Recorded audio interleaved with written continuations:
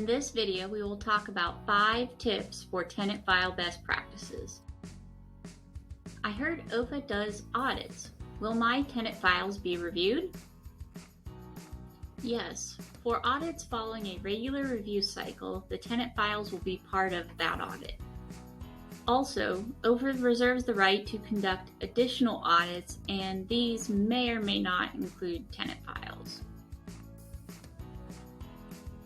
Now let's get into those 5 tips so you can be ready before an audit.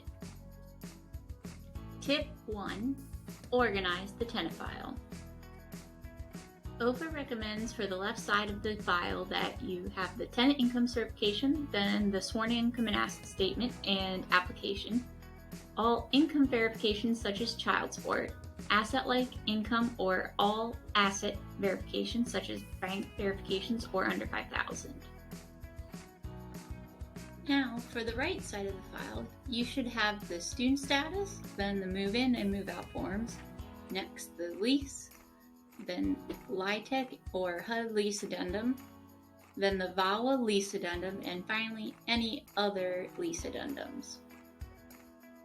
Tip 2. Organize by year. To keep things organized, OFA recommends using colored paper or some other sort of divider as new items are added to the file each year.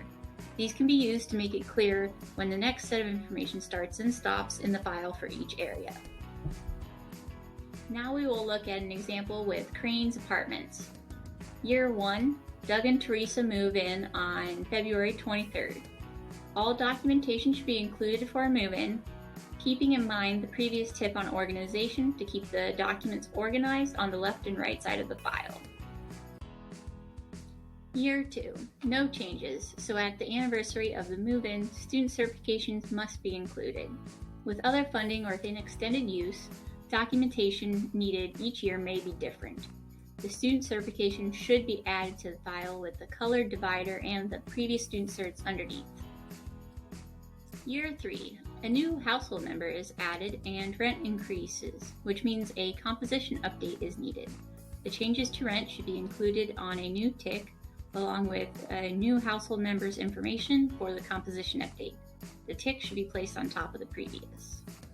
All appropriate verifications for the new household member must be included in the file. Also, the student certifications must also be added on top of the previous student certs. Look for more information on composition updates in our other videos and materials that are specific to composition updates. Year 4, the household has requested a transfer occurring on February 11th. There should be both a move-out inspection form for the old unit and a move-in inspection for the new unit.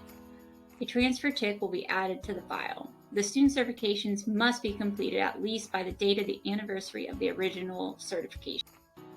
Tip 3. No record-keeping requirements. Record-keeping requirements for most OFA multifamily programs will fall under one of these 2 categories, either LIHTC requirements, which are the owner is required to keep records for each qualified low-income building. Initially qualifying files for LIHTC units must be retained for 21 years. Other resident files must be maintained for 6 years after move-out. Or the home requirements. Owners must keep project development records for 5 years after project completion or lease-up.